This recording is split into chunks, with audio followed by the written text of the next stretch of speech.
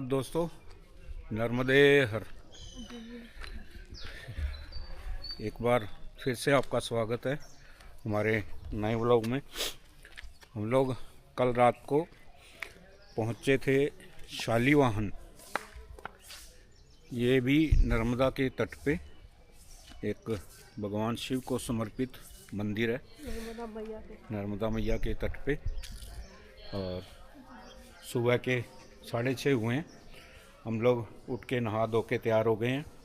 अब नर्मदा मैया की आरती करेंगे और उसके बाद आगे की तरफ निकलेंगे, अपनी नर्मदा यात्रा को जारी रखेंगे। अभी हम हैं मैया नर्मदा के तट पर, आपको दिखाता हूँ। ये देखिए नर्मदा मैया का भव्य रूप, और सामने महेश्वर बाबा का मंदिर। ये भी महादेव को समर्पित है। रात को बहुत ही मनमोहक नज़ारा था। अब वापसी आते हुए हम उस तट पे आएंगे। अभी हम दक्षिणी तट पे हैं, वो उत्तर तट पे है। उत्तरी तट की तरफ जब आएंगे तो आपको वहाँ के भी दर्शन करवाएंगे। चलिए फिलहाल करते हैं हम आरती।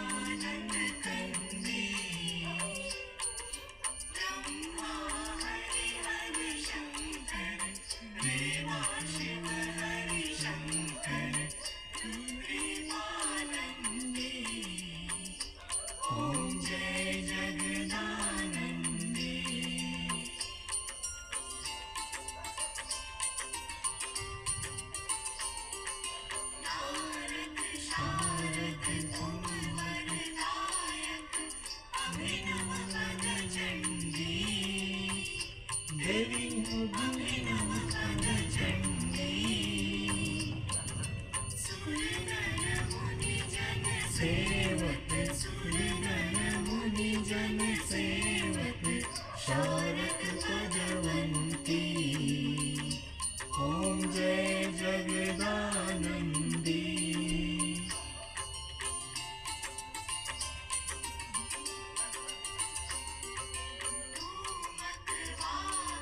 राजत वीणा वाद्यन्ती, देवी वीणा वाद्यन्ती। झुमकत झुमकत झननन, झुमकत झुमकत झननन, रमती राजन्ती। ओम जय जगदानंदी।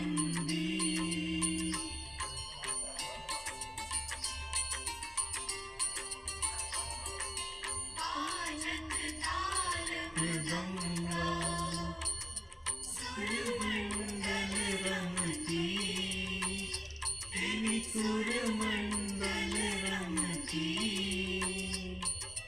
थोड़ी नान पुरण रमती सुखवंती। ओम जय जगदानंदी।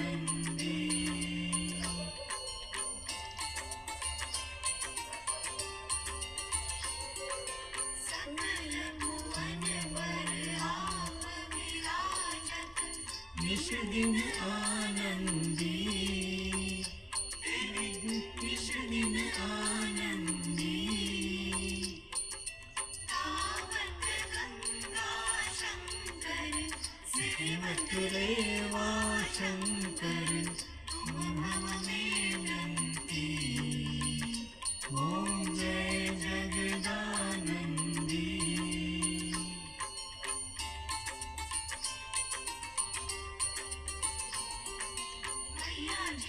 कंचन धार विराजत, अगर कपूरवाती, देवी अगर कपूरवाती।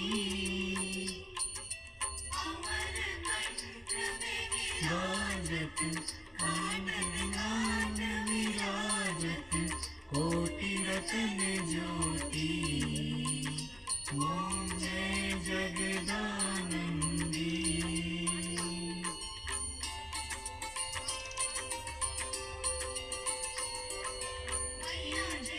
आरती जोचन निश दिन पड़तावे अरे वो जुग जुग जन गावे।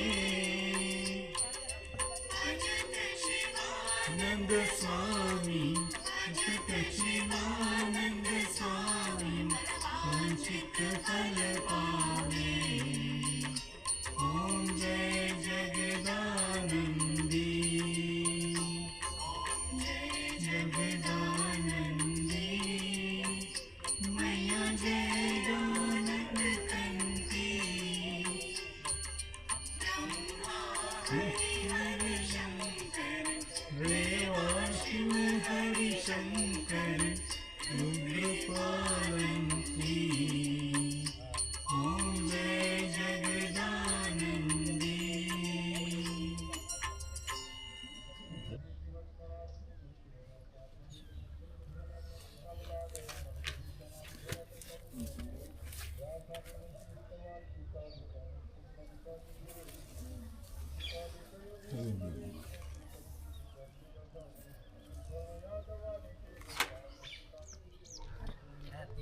नर्मदे हर। है ना। आश्रम में आने के लिए देखो पक्की रोड बना रखी है। हाँ, ये आश्रम वालों ने बना रखी है तट पे आने के लिए। मैया के दर्शन सुबह सुबह के और सूर्य देव भी। सुविधा तो सबके लिए सब कर रखी है नहीं, जितने भी आ रहे हैं सबके रहने की बहुत बढ़िया सुविधा है। आश्रम वालों ने जो सुविधा दे रखी है, रहने की, खाना निःशुल्क, रहना निःशुल्क। लीजिए दोस्तों, दर्शन करिए नर्मदा मैया के।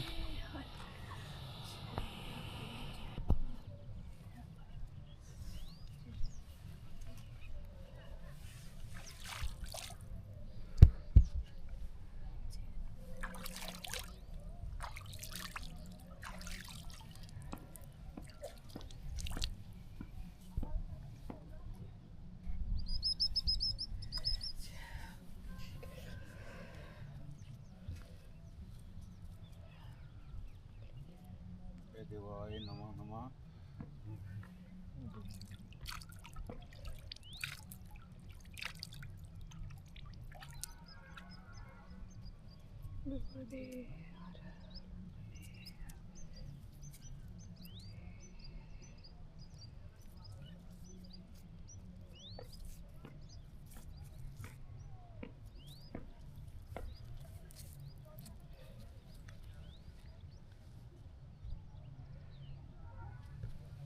यहाँ शांति कितनी है ना।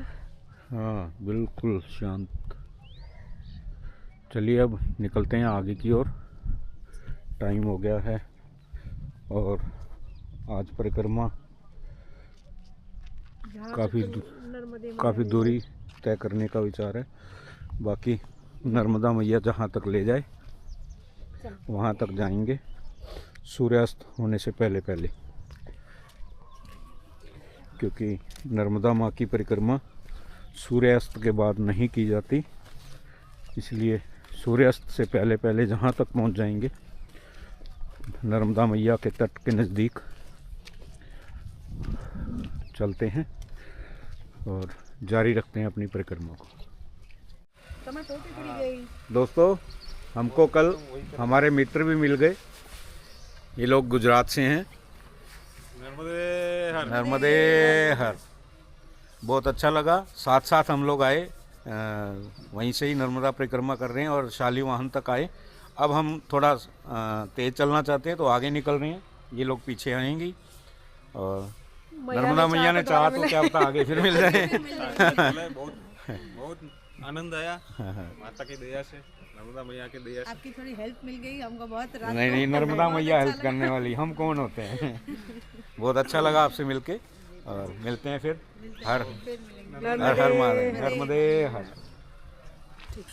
दोस्तों चलते चलते एक बार फिर से आपको महादेव के दर्शन करवा देता हूँ, जो राजा शालीवाहन द्वारा स्थापित किए गए थे महादेव। हम लोग निकल लिए हैं शालीवाहन आश्रम से। शालीवाहन राजा के बारे में मैंने अपनी पिछली वीडियो में बताया है। शालीवाहन जी के नाम से ही हमारा सरकारी कैलेंडर चलता है अब, जिन्होंने 78 ईस्वी पूर्व उसकी शुरुआत करी थी। डिटेल में जानने के लिए आप मेरा पीछे वाला वीडियो ज़रूर देखें।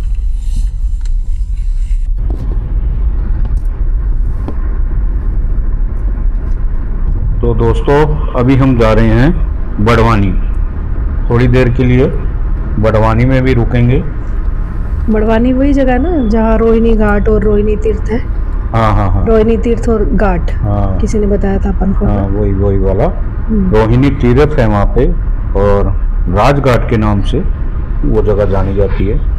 एक और चीज़ है दोस्तों, मेरे को जो बताया कि वहाँ पे मंदिर है एक जो शिव को समर्पित है, सिद्धेश्वर महादेव मंदिर। ये मंदिर भी बहुत ज़्यादा पुराना बताया जाता है। इसके बारे में बताया गया कि ये पांडवों के टाइम का मंदिर है। पांडवों को जब अज्ञातवास मिला था, मतलब 12 साल का वनवास, उसके बाद 1 साल का उनको अज्ञातवास मिला था, तो बताया जाता है कि उन्होंने अपना अज्ञातवास इस जगह पे काटा था और इस जगह पे उन्होंने शिव का तप किया था। यहाँ पे यज्ञ किया और यज्ञ से प्रकट हुए शिवलिंग, वो जो शिवलिंग इस यज्ञ से प्रकट हुए वही यहाँ पे उन्होंने स्थापित किए थे। तो ये जो जगह है पांडवों के टाइम की है, मतलब लगभग 5000 साल पुराना ये मंदिर बताते हैं। इसकी महिमा भी बहुत है। इसके बारे में शिव पुराण और नर्मदा पुराण में भी इसका जिक्र मिलता है, इसका उल्लेख मिलता है। जैसे अपन ने देखा ना, अपन को पूरी जो जितनी भी अपन पीछे यात्रा करके आए हैं उसमें ज़्यादातर शिव जी के और हनुमान जी के मंदिर मिले हैं अपन को, है ना? हाँ बिल्कुल सही कहा।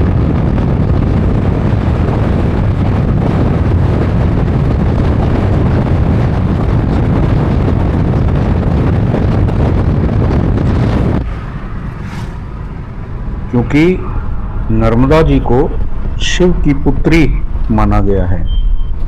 नर्मदा मैया शिव की पुत्री हैं, इसीलिए नर्मदा मैया के किनारे किनारे ज़्यादातर जो मंदिर हैं वो शिव भगवान को समर्पित ही हैं।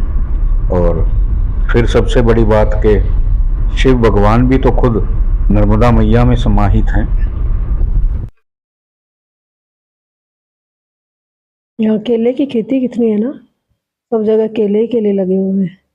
हाँ, वैसे तो एमपी में पानी बहुत बढ़िया है, हर तरह की फसल होती है, लेकिन यहाँ पे केले की खेती कुछ ज़्यादा ही है।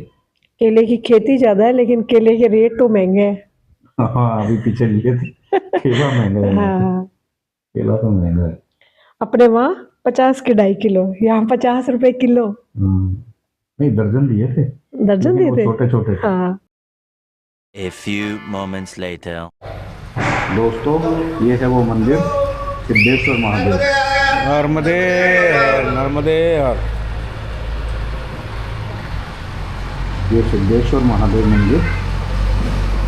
और इस तरफ एक और मंदिर है, चलता हूँ मैं दिखाता हूँ।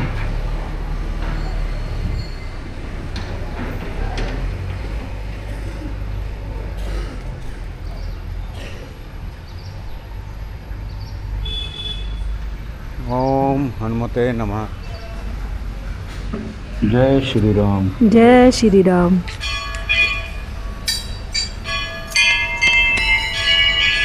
ये हनुमान जी का मंदिर है।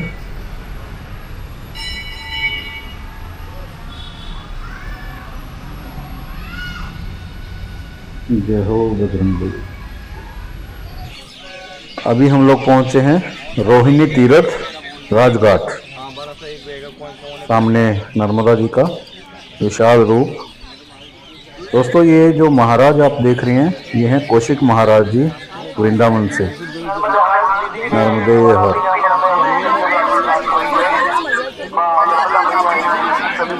नर्मदे हर प्रभु। ये 700 लोगों को लेके चले हैं नर्मदा परिक्रमा करवाने के लिए। रोहिणी तीर्थ, यहाँ पर भी सब लोग रुकते हैं, माँ नर्मदा की पूजा अर्चना करते हैं, फिर आगे की तरफ बढ़ते हैं। हम भी यहाँ दीपक जला के नर्मदा मैया की पूजा करेंगे। जय हो नर्मदा मैया।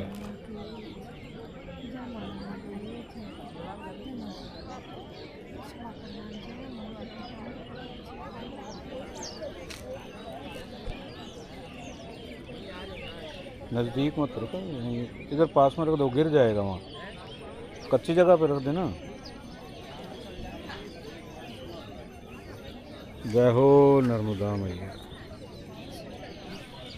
चलिए जी अब निकलते हैं और भोजन प्रसादी की व्यवस्था करते हैं। कहीं रुक के भोजन प्रसादी बनाते हैं, फिर उसके बाद आगे की तरफ निकलेंगे। चले। रोहिणी तीर्थ राजघाट, जहाँ पे अभी हम पहुँचे हैं और मैया की पूजा करके अब आगे की तरफ निकलने की तैयारी है। चाय प्रसादी यहाँ चल रही है, चाय प्रसादी हमने ले ली। अब यहाँ से निकलते हैं। ये वाला अभी पानी में 6 महीने के लिए डूबा रहता है। हम फरवरी एंडिंग में पहुंचेंगे। ये तीर्थ घाट सामने दूर कैमरे में शायद नहीं दिख रहा, मंदिर दिख रहा है। ये डूब क्षेत्र में है। अभी पानी जब ऊपर आ जाता है तो ये मंदिर नीचे चला जाता है पानी में, जल में। ये डूब क्षेत्र होने के कारण यहाँ मंदिर जो है वो माँ नर्मदा के जल में डूब जाता है। तो दूर तक मंदिर दिख रहा है, कैमरे में शायद नहीं दिख रहा होगा। तो डूब क्षेत्र में होने के कारण ये मंदिर 6 महीने जल में रहता है। चलिए जी अब चलते हैं आगे।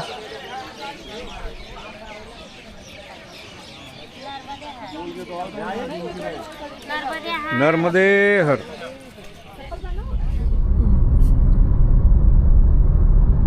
यार चढ़ाई है ऊपर, देखो गाड़ी कहाँ जा रही है। पूरा जंगल है, सेंचुरी है ना ये। बड़े खतरनाक मोड़ भी है।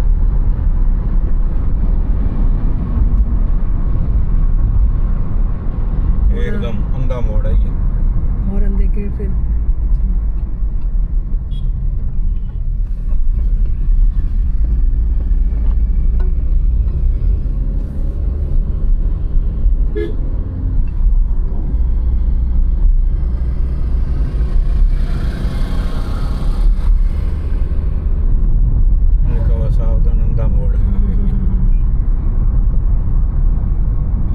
यहाँ पे देखा अपन ने हर रास्ते में ना जो ज्यादा गहरा मोड़ है उसको अंधा मोड़ बोला गया है ना।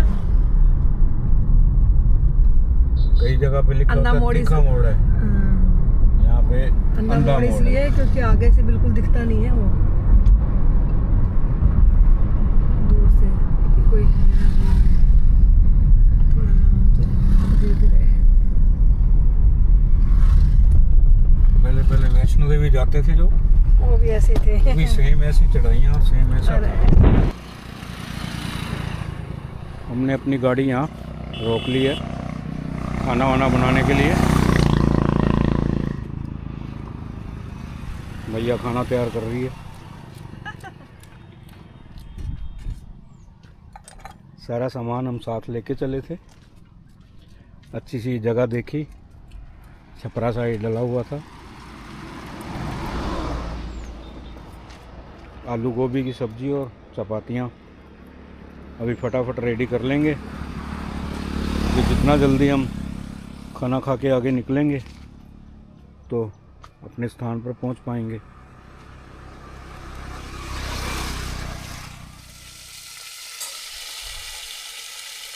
प्रभु जी सब्जी को तड़का लगाते हुए। हाँ, आलू गोभी की सब्जी। आज सुबह से ही इनके दिमाग में ये था खाना मैं बनाऊंगा, खाना मैं बनाऊंगा। और नर्मदा मैया बोली आज खाना तू ही बना। भोजन प्रसादी पीछे कहीं होते हुए भी हमें नहीं मिली। माता जी ने इनकी इच्छा पूरी करी है। प्रभु जी आज खाना खुद बनाएंगे। खाना बना रहे हैं, खिलाएंगे भी। कोई नर्मदा करने वाले और आ जाएंगे तो उनको भी खिलाएंगे।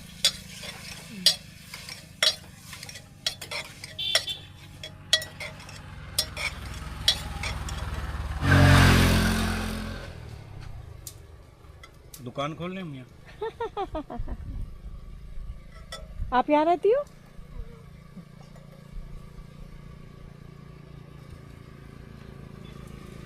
बन गया आपका खाना? ये बन गई आलू गोभी की सब्जी है।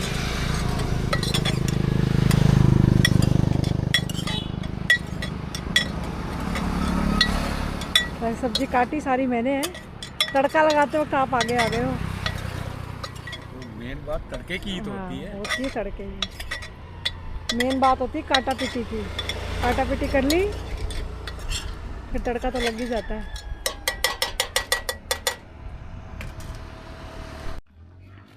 नर्मदे हर। यहाँ क्या करते हो आप लोग? पढ़ते हो? कौन सी क्लास में पढ़ते हो? क्या नाम है आपका? मंजली। और आपका? पायल। पाली। और आपका?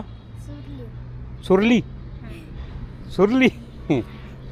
और कौन सी क्लास में हो आप? तीसरी। और आप? पांचवी में। आप तो छोटे लगते हो, आप बड़े लगते हो। कौन पढ़ाता है यहाँ पे? हैं? पूजा मैडम। अच्छा अच्छा।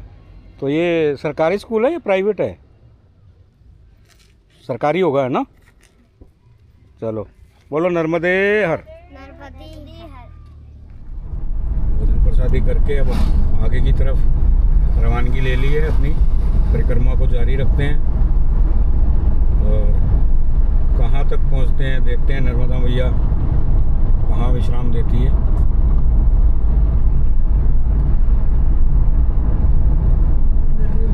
आज गर्मी ज़्यादा है, बहुत ज़्यादा गर्मी है। पैदल चलने वालों की तो जय हो भाई। क्या बात है। शक्ति देती है उनको। माता जी में अगाध प्रेम। हम गाड़ी में बैठे भी गर्मी का एहसास कर रहे हैं और पैदल चलने वाले ना गर्मी ना ठंड। और कई लोग तो देखो बिना चप्पल के नंगे पैर परिक्रमा कर रहे हैं। और इतना सामान पीठ पर लाद के लेके वजन लेके चल रहे हैं। और सब 50 प्लस जितने भी। हाँ, ये भी देखा कि सारे के सारे उम्र दराज टाइप के बंदे, मतलब परिक्रमा कर्मी जो महात्मा चल रहे हैं, बाबा जी चल रहे हैं, माताएं चल रही हैं, उनकी उम्र मेरे ख्याल से 50 साल से ऊपर की लगभग देखी मैंने अभी तक।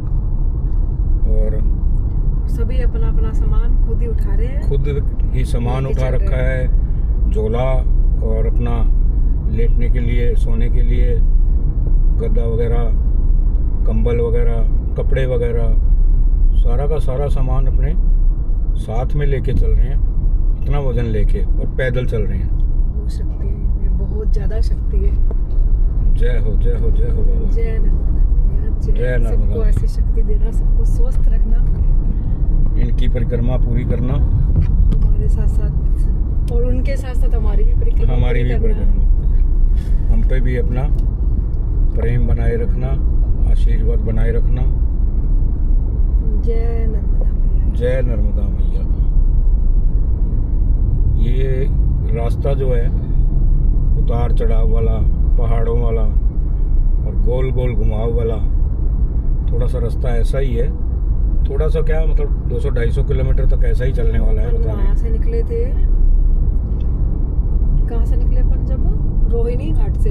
हाँ, रोहिणी तीर्थ घाट से लेके और यहाँ तक उतार चढ़ाव वाला ही रास्ता है। सारा उतार चढ़ाव वाला। तो बीच में तो पार्टी के पास में कितनी चढ़ाई आ गई थी, और ये लोग पैदल चल के देखो इतना आ रहे हैं, इतने हाँ। पहाड़ पे। पहाड़ों पे चढ़ के उतर के, पहाड़ों पे चढ़ के उतर के आना पैदल, बहुत बड़ी बात है। बहुत बड़ी बात है, बहुत बड़ी बात है।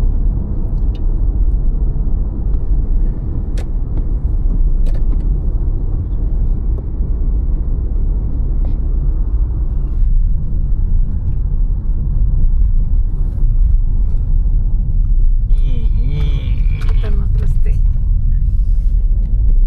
बहुत ही खतरनाक है।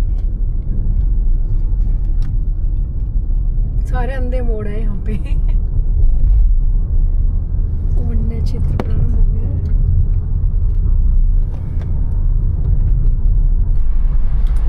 ऐसे लग रहा है जंगल में जैसे ना नई रोड बनाई हुई है, पूरे पहाड़ काट काट के बीच में नई रोड। हाँ, ये रोड तो नहीं है, ये सारा का सारा जो एरिया है शूलपानेश्वर झाड़ी वाला एरिया है। ये शूलपानेश्वर वाइल्ड लाइफ सेंचुरी का एरिया है ये वाला। पहले यहाँ पे कुछ भी नहीं होता था। लोग बताते हैं, पीछे जो मिले पुराने लोग बताते हैं कि वर्षों पहले जब परिक्रमावासी इधर से निकलते थे तो यहाँ लोगों को लूट लिया जाता था, और उसके बाद में ये जगह पे एक बाबा जी आए। बाबा जी का नाम था लखनगिरी महाराज। उन्होंने जब आके यहाँ देखा कि हालात बहुत बुरे हैं, पिछड़ी जाति के लोग, शायद भील यहाँ रहते थे, वो लोगों को लूटते थे और परिक्रमावासी अपनी परिक्रमा पूरी नहीं कर पाते थे। तो उस दौरान उन्होंने यहाँ पे वो लोग महाराज रहे और उन्होंने अन्न क्षेत्र चालू किया। तो लोगों को जो एक्चुअल में क्या है, लोग क्यों लूटते थे उसकी भी कहानी अलग बताई गई है कि लोगों को अपना ही डर होता था कि लोग जो बाहरी लोग आते हैं वो हमारे को नुकसान ना पहुंचाएं, इसलिए उनसे जो कुछ होता था उनसे वो छीन लेते थे ताकि वो उनको मार नहीं सकें। और दूसरा, खाने की भी यहाँ कोई चीज़ें नहीं होती थी, ये जंगल ही जंगल एरिया होता था पूरा, तो इसलिए भी शायद वो थे। तो लेकिन अभी तो लोग ऐसे बोलते हैं ना कि ये भील लोग तो नर्मदा वासियों की बहुत सेवा करते हैं, हाँ, बहुत अपनी थाली में से भी खाना निकाल के देने को तैयार रहते हैं। बिल्कुल बिल्कुल, वही मैं कह रहा हूँ ना कि वो जो बदलाव उनमें आया वो लखनगिरी बाबा जी के कारण ही आया। उन्होंने आके यहाँ पे पहले तो सबसे पहले पानी जो था, नर्मदा जी का पानी बहुत नीचाई में, नीचे वाले एरिया में होता था। उन्होंने पाइपलाइन डलवा के पानी इनके घरों तक, मतलब खेतों तक आया। तो खेतों के बाद बिजाई स्टार्ट करी तो फसल होने लगी, खाने पीने का अनाज पैदा होने लगा। फिर जो अन्न क्षेत्र चालू किए, अन्न क्षेत्र चालू करने का मतलब भी उनका यही था शायद कि लोगों को इकट्ठा करें और उनमें वो भावना पैदा करें कि ये लूट खसोट बंद करें और लोगों की सेवा करें। तो वो हुआ भी। अब देखो कि ये रोडें पक्की बन गई हैं, हालांकि जो कच्चा मार्ग है वो है दुर्गम मार्ग है, तो लेकिन हाँ, लेकिन वहाँ लूट खसोट वगैरह नहीं होती अब ऐसी कोई दिक्कत नहीं है। तो सब चीज़ें अब बढ़िया हैं, कोई प्रॉब्लम वाली बात नहीं है। बस यही है कि ये एरिया जो है वाइल्ड लाइफ का है, तो जंगल वाला एरिया है, यहाँ निकलना थोड़ा सा ऐसा ही है। लेकिन पैदल वाले तो जंगल के अंदर से ही जाते वो जंगल के अंदर से ही जाते हैं। अब जंगल की तरफ जो गाड़ियों का रास्ता नहीं है, तो गाड़ियों के लिए तो रोड बनाई है ना ये। पैदल वाले तो सारी पगडंडी बिल्कुल, हाँ, पैदल वाले तो पगडंडी ही पकड़ते हैं पैदल वाले, क्योंकि वो छोटा रास्ता पड़ता है ना, इसीलिए वो लोग कहते हैं कि ये वाला शूलपानी का जंगल बहुत कठिन है। बिल्कुल है कठिन, और जो पैदल वाला रास्ता है वो तो बहुत ही कठिन है। दुर्गम पहाड़ियाँ हैं, चढ़ना उतरना और बिल्कुल संकड़े रास्ते हैं आने जाने के। अपने को एक वो मैया मिली थी ना, बोल रही थी एक पैर सीधा रखो फिर बराबर एक पैर रखना। हाँ, कुछ लोग तो ऊपर चढ़ के डरने लग जाते हैं, नीचे देखते हैं डर लगता है तो चल भी नहीं पाते हैं, तो ऐसा भी है। लेकिन ये रोड का एरिया जो गाड़ियों से परिक्रमा करते हैं, रोड तो बहुत बढ़िया बना दी है। हाँ, उतार चढ़ाव घाटियाँ वगैरह तो है, लेकिन कोई दिक्कत नहीं है। 2 hours later. तो दोस्तों, हम लोग पहुंच गए हैं शूलपानेश्वर महादेव मंदिर नर्मदा नदी के तट पे, और अभी हमारे को मिले हैं पंकज सिंह जी।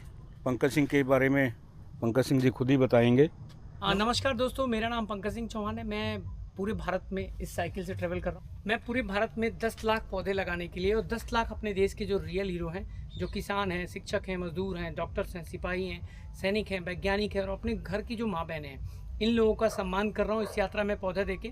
और पूरे भारत से जो भेदभाव की शिक्षा है उसको ख़त्म करने के लिए एक संगठन बना रहा हूँ। ये संगठन ऐसा जो अपने देश में एक देश एक शिक्षा लागू कराएगा।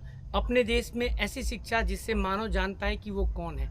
आज हम सब लोग जो भी शिक्षा ले रहे हैं वो विद्या ना लेके अविद्या ले रहे हैं, और जब तक हम विद्या नहीं लेंगे तब तक जो है हम तृप्ति जो खोज रहे हैं साधनों में, वो कभी नहीं मिल सकता है। साधन से साध्य को जब तक नहीं पाएंगे हम जीवन में, इस जीवन में अपने इस जीवन को बर्बाद करते रहेंगे। आइए हम सब मिलकर एक दूसरे की ताकत बने। मेरा पेज है मिशन अखंड भारत, उससे जुड़ें और हम सब मिलकर अपने देश को महान बनाने में अपना अपना सहयोग योगदान प्रदान करें।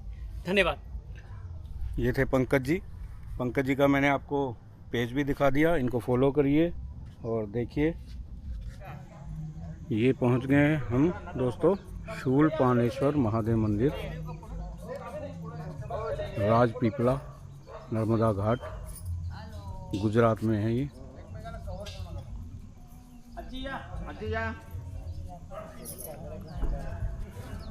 आपको भी दर्शन करवा देते हैं अंदर से। इस स्थान के बारे में भी पुराणों में लिखा है कि एक बार भगवान शिव ने अपने त्रिशूल से राक्षसों का वध किया और त्रिशूल पे लगे रक्त के धब्बे मिट नहीं रहे थे, और वे जब नर्मदा नदी के किनारे पहुंचे तो जल की एक धारा फूटी जिससे इनके धब्बों को धो दिया और महादेव का दुख दूर हुआ। तो उससे इस स्थान का नाम शूलपाणेश्वर महादेव पड़ गया। तो दर्शन कीजिए शूलपाणेश्वर महादेव जी। तो जी शूलपाणेश्वर महादेव के दर्शन करने के बाद अब हम लोग निकल लिए हैं अपने रुकने के स्थान पर, क्योंकि सूर्यास्त होने को ही है। और पास में ही बताया कि एक आश्रम है, हरिधाम आश्रम, तो हम लोग वहीं पर जा रहे हैं और आज रात्रि का विश्राम वहीं पर होगा। बिल्कुल जंगल में है।